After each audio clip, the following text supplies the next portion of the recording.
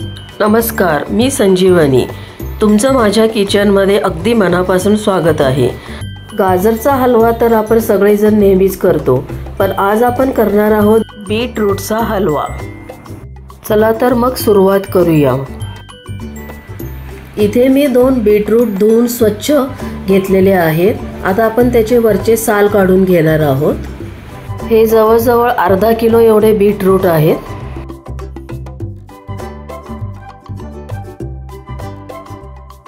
इथे आपले आता बीटचे साल काढून झालेले आहेत. आपण आता हे किसून घेणार आहोत.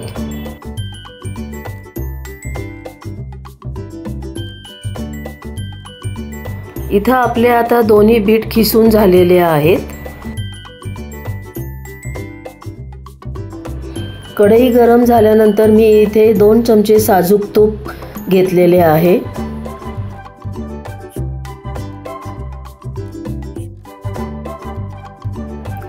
तूप मेल्ट झाले की इथे मी काजू आणि बदाम घेतलेले आहेत. ते आपण ड्राय रोस्ट करून घेणार आहोत. थोडेसे असे परतून घेतले की ते आपल्याला छान क्रंचीनेस येतो खाण्यासाठी. काजू आणि बदाम मी फक्त 5 मिनिटं परतून घेणार आहे.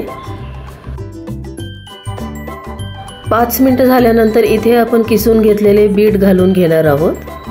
बीटचा किस घालून घेतल्यानंतर आपण ड्रायफ्रूट्स आणि तुपामध्ये छान एकजीव करून घेणार आहोत. बीटरूटचे फायदे तर आपल्या सगळ्यांनाच माहिती आहेत.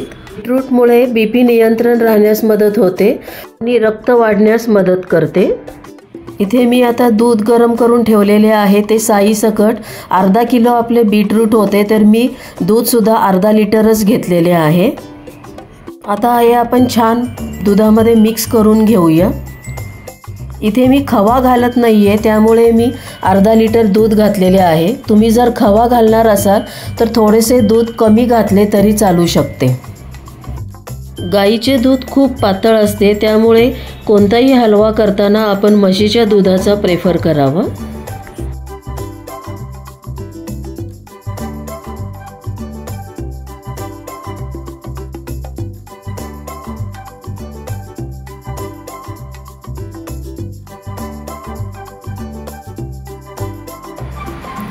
हलवा छान दुधामध्ये मिक्स करून घेतल्यानंतर आपण इथे 1 वाटी साखर घालून घेणार आहोत. साखर घातल्यानंतर परत ह्याला पाणी सुटते.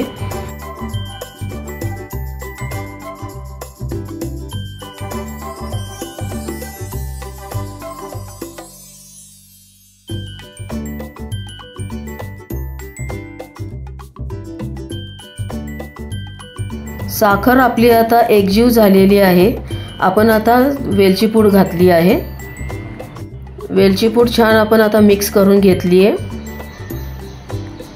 5 मिनिटानंतर आपला हलवा आता खाण्यासाठी तयार आहे.